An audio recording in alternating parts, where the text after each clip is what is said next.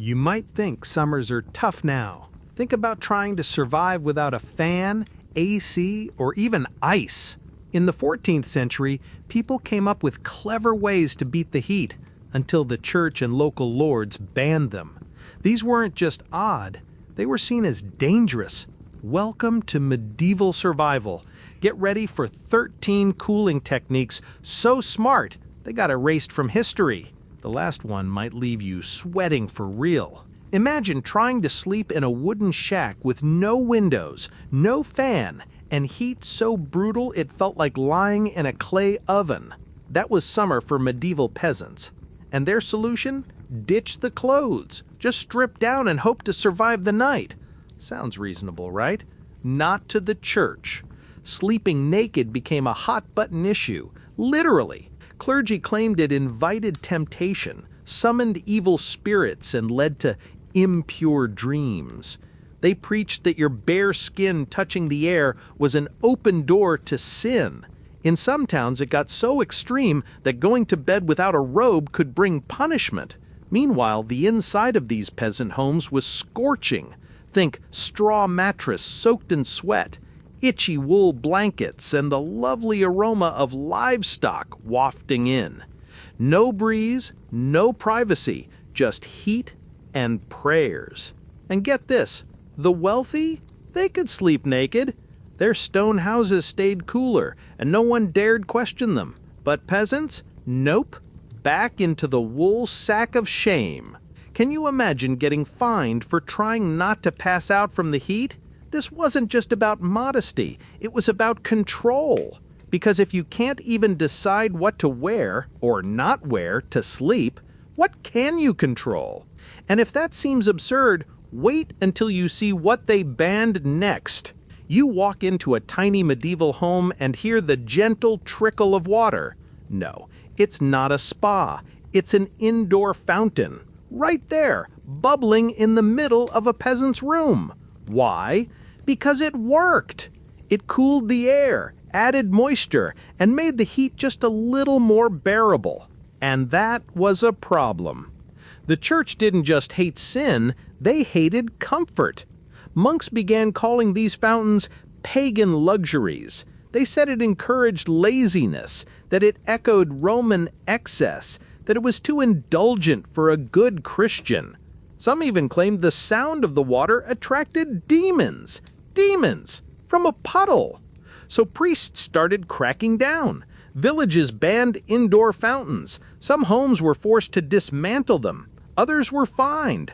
All because someone figured out that moving water made hot air slightly more miserable. And let's be real, if you've ever stood in front of a box fan with a wet towel, you know exactly why they tried this. It was medieval AC. Low-tech, genius, and apparently satanic. Would you give up your only source of cool air just to avoid a sermon? Drop a comment. Would you risk excommunication for some splashy relief? And we're just getting started. The next ban is even pettier. Who knew a little breeze could cause such a scandal? In hotter parts of medieval Europe, some folks figured out a simple trick. Raise the floor. Just a few feet off the ground using wooden beams or bricks, and suddenly you had airflow. Cool air from outside slipped under the house and flowed up through cracks in the floorboards. It was like primitive AC. Cheaper than stone walls, smarter than cooking in your own sweat. But then came the complaints. City officials claimed it disrupted sanitation, that it let bad smells escape, that rats would throw parties under there. So instead of improving the design, they banned it. Entire towns outlawed raised floors in peasant homes, back to baking alive in sealed boxes with dirt floors and no ventilation. Meanwhile, churches and manors quietly kept using the same trick. Not for people, of course, but for storing wine and cheese, because fermented grapes deserved better air circulation than the average human. Let that sink in. Medieval wine had better living conditions than you. Ever slept on a floor that felt like a stovetop? Now imagine that with fleas and no windows. And if you think this was petty, the next ban takes it to a whole new level of ridiculous. Apparently, if your curtain swayed in the wind, you were one step away from eternal damnation. In the brutal summer heat, some clever medieval folks hung thin fabric across windows. It blocked the sun, let air flow through, and made the room feel, dare we say, livable. The cloths were light, usually linen or muslin, sometimes soaked in water for extra cooling. The effect? Instant relief. A breeze. A break from the choking, dusty air. Sounds like common sense, right? Not to the medieval elite. Nobles and monks started claiming these breezy setups looked like brothels. Yes, literal, house of sin decor. They said it was a sign of vanity, of pride, of moral weakness. If your window was too inviting, too elegant, too flowy, you were obviously trying to seduce someone, even if you were just trying not to pass out. In some areas, local lords banned sheer curtains altogether. Others imposed fines. The line between practical and provocative was razor thin. And, no surprise, castles still used them, because of course the sin only applied to peasants. Would you survive in a world where airflow equals lust? If you're the kind of person who questions rules that make no sense and loves uncovering the weirdest truths of history, make sure you're subscribed to Medieval Survival. Hit like if this kind of medieval madness blows your mind. And trust me, the next ban is so absurd, it might actually make you laugh. You'd think collapsing from heat exhaustion would be a good enough excuse to rest, but in medieval Europe, that made you a sinner. Peasants working under the kind of sun that could roast a pig on a rock had one trick to survive: drop everything after lunch, find shade, and nap. Simple, smart. It gave their bodies a break from dehydration, muscle fatigue, and heat stroke. In other words, it kept them alive. But the church saw something else: laziness. Monks and priests started preaching that afternoon naps were a gateway to the deadly sin of sloth, that resting during daylight was wasting the hours God gave you to work. Some sermons even claimed the devil entered your dreams during midday sleep. Sin while unconscious? That's talent. Villages that once treated the siesta as normal began banning it. Guilds enforced full-day labor. Anyone who paused in the afternoon got labeled weak, or worse, godless. The irony? Wealthy nobles took long midday breaks inside stone villas with cool wine and fresh fruit. The rules, as always, only applied downward. Can you imagine being punished for not dying of heat? Hold that thought, because the next ban targets your wardrobe. Wearing something breathable in deadly summer heat? In medieval times, that could cost you your reputation. When the sun turned towns into brick ovens, poor folks reached for light linen or thin cotton tunics. White fabric reflected sunlight. Looser clothes let the air in. Some even soaked cloth in water to cool their skin. No fans, no shade, just whatever you could stitch together to survive. But soon, rumors started. Priests and local authorities claimed thin clothes revealed too much. Sermons railed against exposed ankles, transparent fabric, and anything that didn't stick to your body like a wool trap. Clothing that helped you survive became a moral failure. It got worse in public events. Some towns banned light-colored clothes from markets and festivals. Others forced people to layer up even in the middle of a heat wave. So while your body begged to breathe, your community insisted you sweat in silence for the sake of modesty. Ever felt judged for what you wear while melting? Get ready, because the next ban proves that even rooftops weren't safe. When your house feels like a brick oven, the roof starts to look like a luxury suite. Medieval homes were heat traps. Tiny, unventilated rooms packed with people, animals, and sweat-soaked straw.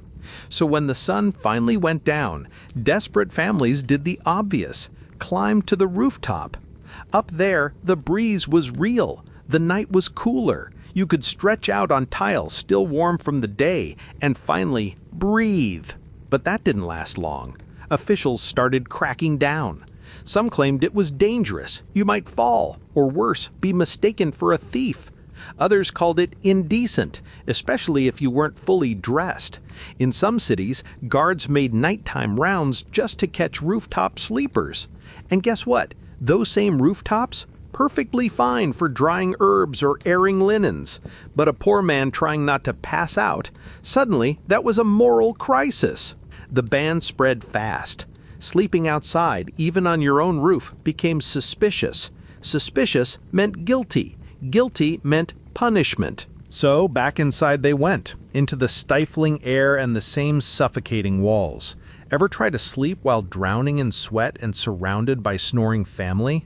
And just wait, because the next cooling trick was literally built into the walls. You know it's bad when a wall can get you in trouble. In the Middle Ages, smart builders used thick stone walls to regulate temperature. The idea was simple. Thicker walls absorbed heat during the day and released it slowly, keeping interiors cool. It worked. Step into a stone farmhouse and it felt like a medieval fridge. In summer, that meant survival, but not in the cities. Urban leaders started accusing these homes of blocking communal airflow. Yes, airflow.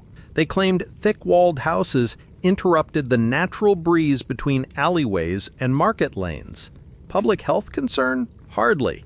It was more about control. Some towns imposed limits on wall thickness. Others taxed stone construction altogether. Peasants were stuck in thinner, flimsier homes that baked like ovens by midday. Meanwhile, churches and noble estates still built like castles. No airflow problems there.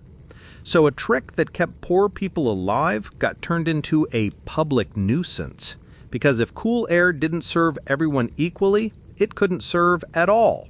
If you've made it this far, you're clearly one of us, someone who doesn't settle for the surface story. So don't miss what's coming. Hit that subscribe button and share this video with a friend who loves weird history as much as you do. You won't believe what they did with the water next. It's 100 degrees, your mouth's dry as sand, and you can see the water right there. But touch it? That might get you whipped. Medieval towns had public fountains, wells, and troughs, cold, flowing water in the middle of squares or beside chapels. For years, they were shared resources. Clean enough to drink, cool enough to splash your face, maybe even fill a jug or two for the walk home. Then came the restrictions. City councils, monks, and nobles began fencing them off. Some declared certain fountains sacred use only. Others slapped signs forbidding commoners from drinking. In a few regions, guards watched the wells to make sure peasants didn't linger too long. Why? Some claimed poor folks dirtied the water. Others said nobles needed it first, for their horses. So entire families were banned from the only nearby source of drinkable water. They were sent to dusty side wells, far from town, often full of algae, runoff, or worse. And during heat waves, people collapsed in the streets, just yards from clean water they weren't allowed to touch. Ever been thirsty while watching someone else pour a cold drink? Then buckle up, because the next method was banned for being too Eastern. What if a hole in your roof could get you accused of betraying your entire religion? These were vertical shafts or open channels built into rooftops designed to pull cool air into the house and push hot air out. No moving parts, just airflow, pure and simple. A medieval fan with zero maintenance. The result? Homes with breathable air, actual circulation, cooler nights. But then came the accusations. Priests and city officials called the design foreign. They claimed it looked too Islamic, that it echoed mosques, that it had suspicious geometry. In some cases, just having the structure was enough to label your family heretical. In certain Christian kingdoms, entire streets had their rooftops torn apart. Builders were fined. Homes were stripped of their only efficient ventilation, all in the name of orthodoxy. Irony? The same churches that banned wind catchers used skylights and domes for airflow. But when peasants did it, suddenly it was spiritual corruption. Ever been told you were evil for copying something smart? Because what got banned next was even more innocent and greener. It started with a potted herb by the window. Next thing you knew, you were getting burned at the stake. In the heat of summer, medieval homes turned into ovens. So people got creative. They brought in plants. Mint, lavender, and basil helped cool the air and mask the stench of waste and sweat. Some even hung ivy or ferns inside, near windows or thresholds, to filter dust and trap humidity. The result? Rooms felt fresher. The air was cooler. And for once, it didn't smell like a barnyard. But then came the whispers. Neighbors accused each other of green magic. Priests claimed houseplants were used in potions, charms, or rituals. Herbs near the door? Clearly to ward off spirits or invite them. In some towns, having more than a few leafy friends meant you were communing with the earth, which somehow meant Satan. Women were hit hardest. Widow with herbs must be a witch. Healing tea? Definitely witch. Basil and rosemary in your window? Prepare for interrogation.